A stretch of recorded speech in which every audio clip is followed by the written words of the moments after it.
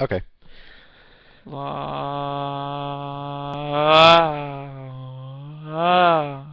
La. You feeling better? My eyeballs? Yes. No. Okay. That's fine. So I am Mike, And I'm Dillon. and we are going to have our discussion. And we weren't going to talk about biology this time. We were going to talk about actually things that I am slightly more expert to, in the hopes that I might be able to help Dylan understand some things. So, what did you want to know about, Dylan? I have always kind of wondered what magic happens between typing in JavaScript, saying your function in brackets or whatever you're talking about. Mm-hmm. What makes it go from that letter code Mm-hmm. to actually doing something and then spitting something back out? So, prior to our discussion, Dylan had given me the example of C++ code instead of JavaScript. So now you've added more layers to it. Sorry. That's okay. It's worth understanding the different types of code that you deal with. So this actually, your example that you just asked. Object-oriented languages versus... Nope. Nope. It's really compiled versus running inside of a runtime environment. Or, gosh, it's almost live emulation. It's not really compiled in the same sense at all. It's not compiled down to machine code and then run. It's run inside a VM. There we go, virtual machine. Okay. Or something like a VM. So typically Java, but also JavaScript, and to a lesser extent things like, I don't even need to give other examples, but there are languages that are not machine code when they're compiled. Ideally, they are given out as raw code, and they are run as that. So they're iterated through. It's just normal procedures. Everything's jumped through, and functions are called as appropriate. JavaScript, not even going into any other details that are different about it, obviously is not running directly on hardware. It is running inside a inside a runtime environment, inside a VM, and as such, the VM is doing the work of still many layers of an onion away from the actual metal, doing the work of running the code. So you asked previously about C++.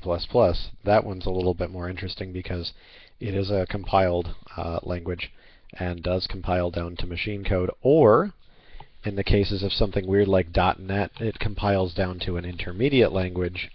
An intermediate language not meant to be whoa. Just turning you a little Not bit. meant to be read by the user. That chair is kind of weak like that. It'll break the back off it if you do that. Thanks. Sorry. Yeah. So anyways, C++ is a little bit more interesting because it does compile down to machine code and ideally runs directly in hardware, or can be made to, with still interruptions from whatever operating system depending on the hardware that's running on. But Okay, so none of this answers my original question. no. What's the original question again? What magic goes on between typing something and a machine actually doing it?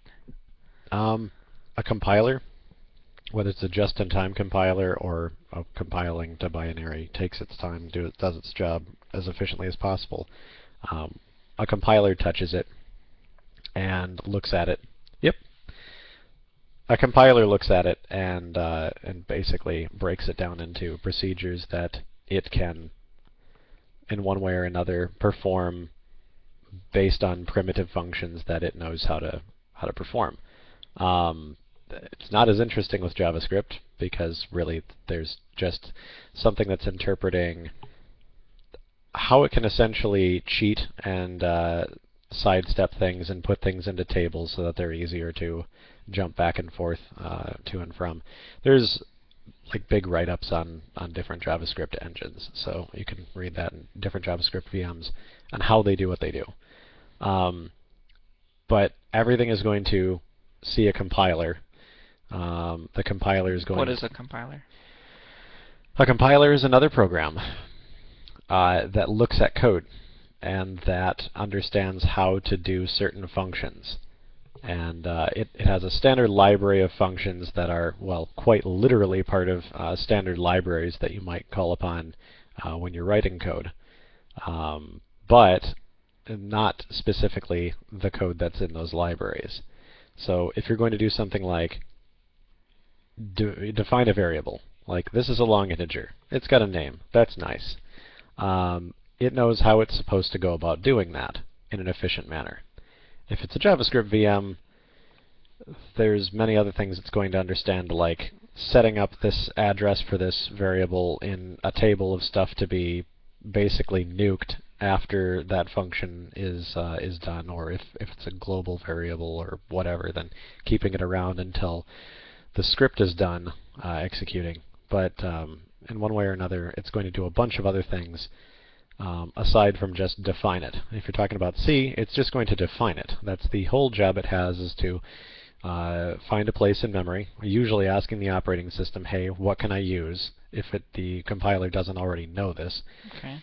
And by the way, it's not doing this necessarily at compilation time. It's going to have a set of procedures to do this at runtime. So in machine code, asking all of this stuff to happen.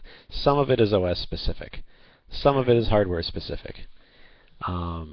But your source code, one way or another, can be pulled from the operating system and hardware that it's running on now, put over to a different operating system running different hardware, and if it's strict C++, let's say, can be run, or can be compiled on that hardware to run as well. JavaScript, it's running inside the VM. The VM knows how to do things. Those are the same things that just about any other VM knows how to do, so you can throw it in any other JavaScript VM. So I can run Firefox on Linux, and I can run Chrome on Mac OS, and it doesn't care. It's JavaScript. It's going to run differently on each one, ever so slightly, but it's going to get the same job done, and that's the idea.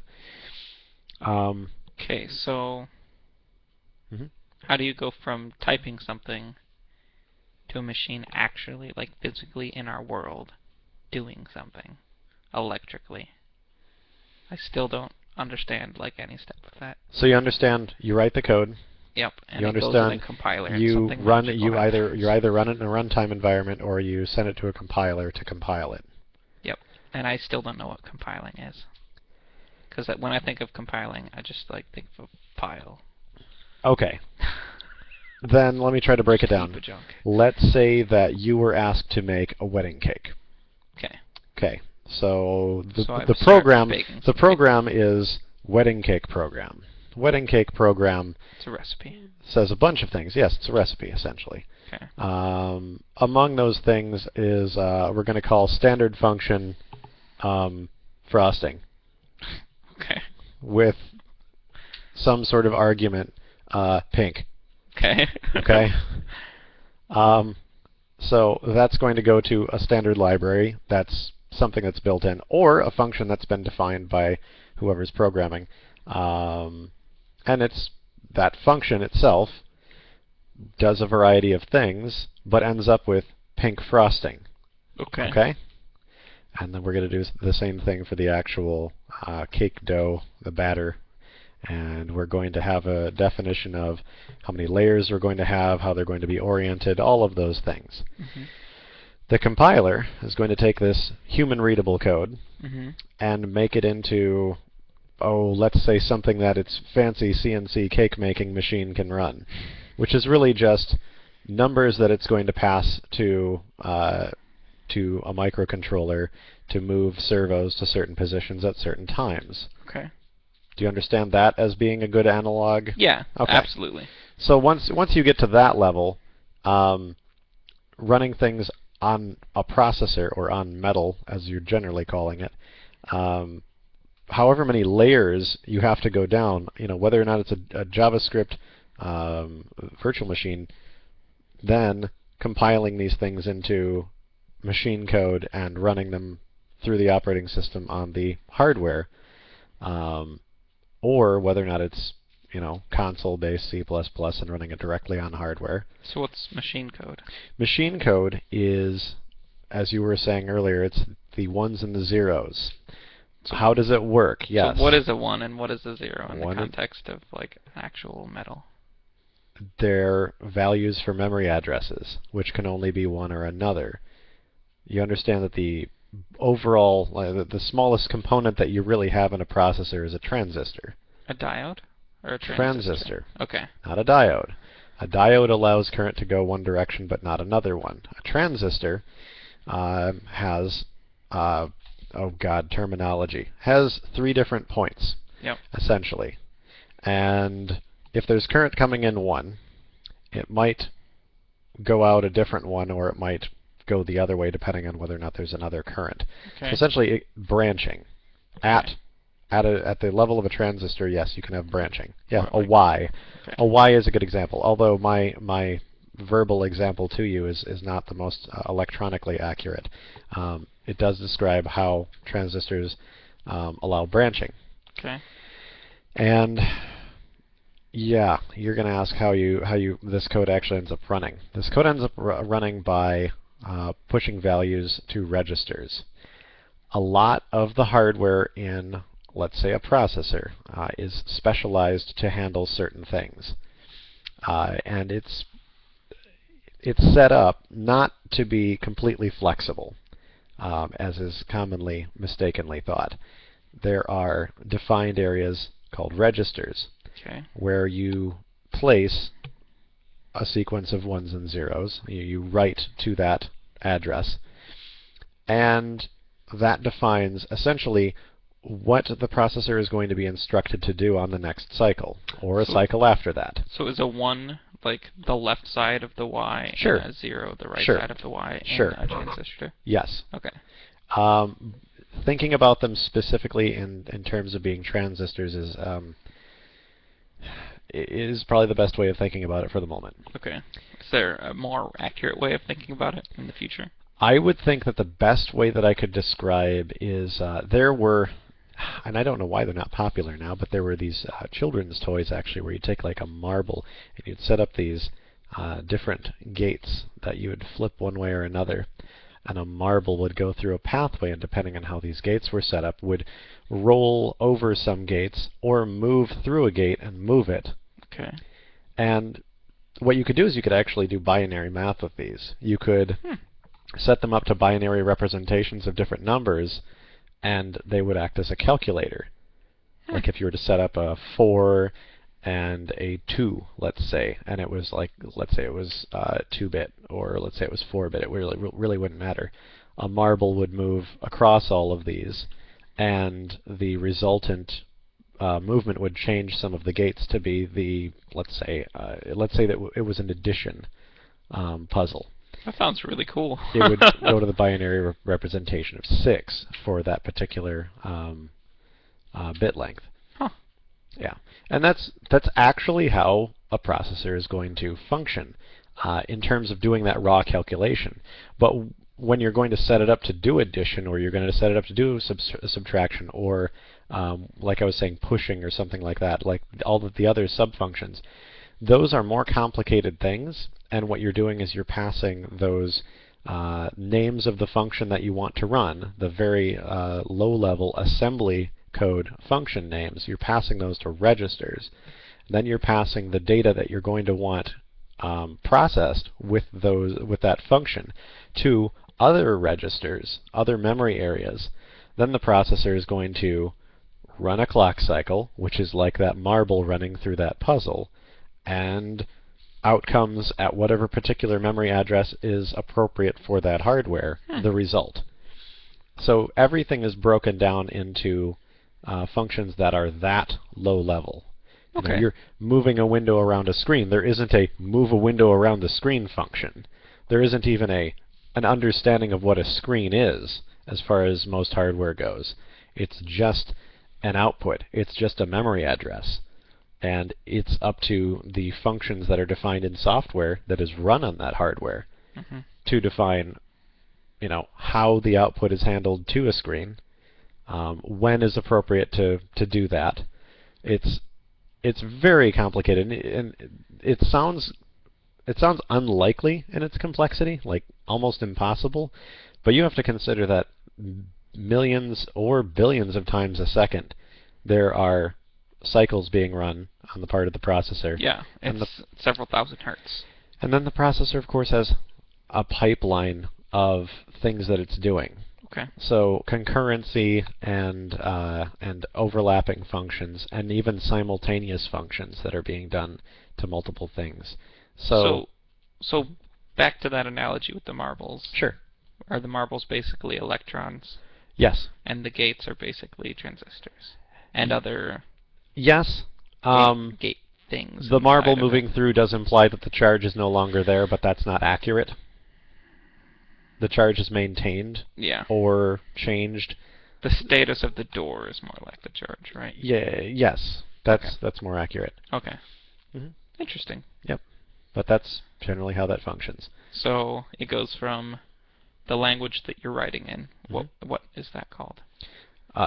Well, your source code, depending on the language, it's always referred to source code. Okay, source code to a compiler to assembly language to machine language, right? That would be the ideal. Is that usually what happens?